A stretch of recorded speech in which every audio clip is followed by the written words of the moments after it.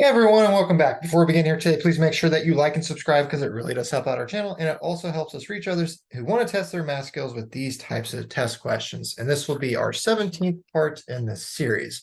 So we're going to be working with this figure below, and it is said that determine the area of the blue region inside the rectangle. We have a lot of information here where it says MP, so M to P is tangent to the two circles at point N and point P up here.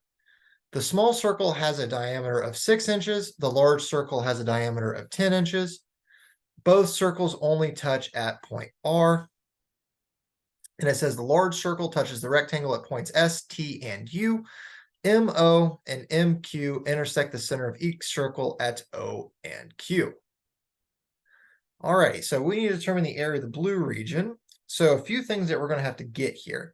We are going to have to determine these little white portions outlined in red, this half of this circle right here. We know this is half of the circle because MQ runs right through the center of this circle. So this would just be half the circle diameter or circle area for O. Not very hard to get. And then this larger one's going to be a little bit more difficult to get along with the white portions outside each little circle.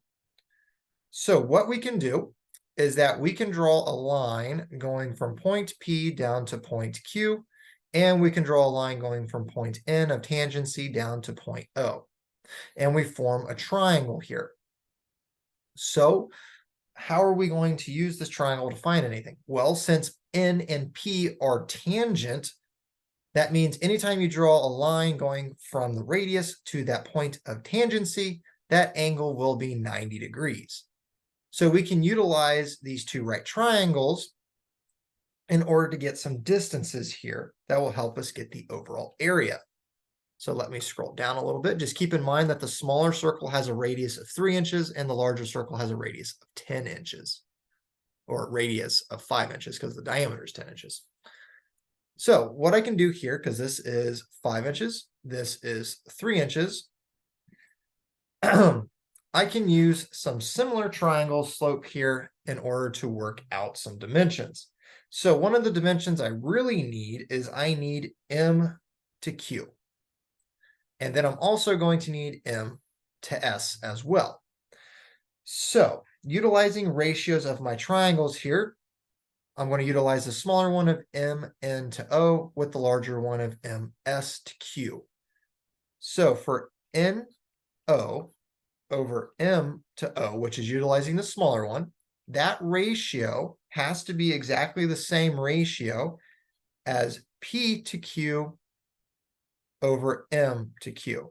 So we're utilizing this portion right here for each of these because those are the known radiuses of the circles with this length down here for each of these. So let's plug in exactly what we know. Well, we know NO is 3 inches. We do not know what MO is. We know that PQ is 5 inches, and we do not know what MQ is. So that doesn't really help us just yet. But what we can also utilize is the diameters and radiuses of these circles. So we know that MQ is going to be the total of M to O plus O to R plus R to Q. So it's going to be broken up into these 3 sections right here. Well, we do know what O to R is. That's just our radius of our smaller circle, which is 3 inches. And we do know what R to Q is, which is the radius of our larger circle, which is 5 inches. So MQ is going to be MO plus 8 inches total from the 5 plus the 3. So with MQ being equal to MO plus 8, what we can do is take this portion right here and slap it into our ratio right here. And then we will have everything in terms of MO, and we can solve for MO. So let's bring this down here. So we're going to have 3 over MO is equal to 5 over MO plus 8. We'll just do some rearranging here, cross multiplying. So we're going to have 5 times MO is equal to 3 MO plus 3 times 8, which gives me 24. So then 2 MO is equal to 24. Well, my MO is then equal to 24 over 2, which gives me 12 inches. Alrighty, so this distance right here is 12 inches all the way across here. So that will help me get what MQ is if I want to scroll up here quickly. Thank you. So then I can get MQ all the way across would just be 12 inches plus 8. So MQ will be a total of 20 inches all the way across. Alrighty. So how am I going to get M to P then? Well, as stated, this is a right triangle here, all the way from M to P, P to Q, and then M to Q. Well, I have the total of M to Q as 20 inches, and I have PQ, which is 5 inches, so I can just use the Pythagorean theorem here to get M to P. So let's go ahead and do that then. So utilizing the Pythagorean theorem here to get that MP will just be equal to the square root of MQ squared plus PQ squared. So this will be equal to the square root of 20 inches squared. Oh, minus, it's a minus, sorry. Minus 5 squared. And that gives us a total for MP equal to 5 square roots of 15 inches. So once we scroll back up here, we have this total distance from M to P is equal to 5 square roots of 15 inches all the way for that triangle. Well, looking at my right triangle here, the 5 square roots of 15, if I want to find the entire area of my red triangle, so all of this, well, the 5 square roots of 15 would be my height, the 5 inches would be my base, so I would just take 1/2 times my height times my base, and that would give me the area inside my large triangle here. Alrighty, so let's scroll back down real quick. So the area of my red triangle would just be the 1/2 times the base times the height, which would be 1/2 times my 5 square roots of 15 inches times my 5 inches there. And this gives me, it doesn't really come out to be a nice number, so we're going to do some rounding here, of 48.14 inches squared. Alrighty, so I found the area inside my triangle to be 48.14 inches squared. So what's remaining is that I need to find the area of my half circle outside that triangle and this area of this larger circle outside that triangle as well.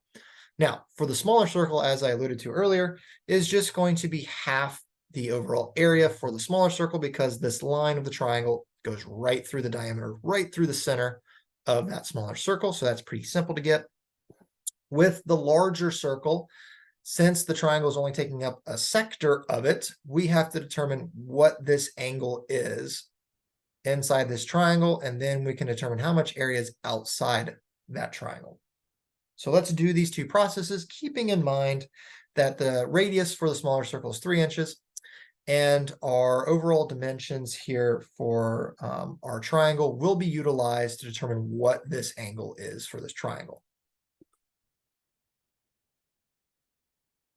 Okay, so let's scroll down real quick.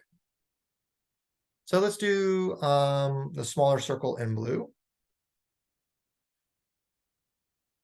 So the smaller circle area will just be half of its overall area due to the intersection of the triangle there. So this would just be pi r squared over 2, which is just pi times 3 inches squared over 2, which gives me approximately 4.5 pi inches squared for my area there. All right, not bad. So as I mentioned earlier, we need to find that angle inside the triangle so that we can determine how much of that larger circle is taken up by the area of the triangle. So the angle in the large circle, we'll just be utilizing our trig functions there because it is a right triangle. So we are just going to be utilizing cosine of our sides here, or cosine of this angle, because the cosine of this angle will just be 5 inches, which is our adjacent side, divided by our overall hypotenuse side here, which is 20 inches. So it'll just be the angle of this will just be cosine inverse of 5 over 20. So it will just be cosine inverse. Oh, let's just write it out all nice. So my angle, which I'm just going to call angle Q, inside the triangle will just be cosine inverse of 5/20. And this gives me an angle of 75.522 degrees. Of course, not a nice number, so we have to do some rounding. So what percentage of the circle area is still outside that triangle? So the percentage that we have of the area still outside will just be 360 degrees minus off this angle that we just found divided by 360 degrees. And that gives us a percentage of zero, well, not percentage, but a decimal in percentage form of 0.7902. So that's how much area. So 79% of the circle area is not taken up by the triangle. So let's how much area do we have outside the triangle portion there in the larger one? So area of the larger circle outside of our triangle, which I'm just going to abbreviate triangle as the delta symbol. And this will be 0.7902 times my pi times my radius squared for that larger circle, which was 5 inches. And this gives me a total area outside the triangle of the circle in white, which is 62.063 inches squared. Once again, not a nice area, so we're going to have to do some rounding. All righty. So now we have found our 3 areas that we can combine to determine how much area is in white for this portion. So we have the area of the triangle, the smaller half circle area, and now we have the area over here. So we can combine all these areas, and that's how much area is in white and not in blue, because we're looking for the area in blue. All right, so total area used by the objects, which is the triangle and the 2 circles, is just going to be 48.14 inches squared plus 4.5 pi plus 62.063. And that gives us 124.614 inches squared. And once again, from taking this plus this gives me that of 124.162 inches squared. So now that we have the total area used up by the objects, well, how do we determine the area in blue? Well, we just have to determine the overall area for our rectangle A, B, C, and D. Well, how do we do that? Well, we can get our height of our rectangle right here because that is the overall diameter of this circle, because it's saying that it intersects the rectangle at S, T, and U. So this would just be 10 inches tall then. Well, that means I just need my overall width here from C to D to get my area of the rectangle. Well, I know that this dimension from M to Q, well, that's 20 inches. Well, I just need M to T then, because that'd be the same as C to D. Well, this is just another 5 inches for the radius of that circle. So the overall width of my rectangle will just be 25 inches. So I would just take my 25 inches for my width, and then I would multiply it. So my area of my rectangle would just be 250 inches. So what I'm going to do is I'm just going to go ahead and write this out as area in blue will be my area of my rectangle, which is 10 inches by 25 inches, subtracting off 124.162 inches squared. So this is essentially 250 minus 124.612 inches squared. And I get 125.388 inches squared. And that is my answer, of course, rounded off. So I hope you enjoyed this video. And I hope you learned a new math skill from it along the way. And if you want to test your abilities even further, please check out the other videos on our channel. Also, I want to note real quick that this may not necessarily be the only way that this problem can be solved. There may be other ways to solve this problem, and the one solution that I showed here is not necessarily the quickest, the fastest, or the only solution. It is just maybe one possible solution that I have shown that you can arrive at your answer. So if you haven't done so already, please like this video, leave a positive comment below, and subscribe to the channel because all of that does help us out here. Thank you for watching, and I hope you have a fantastic day.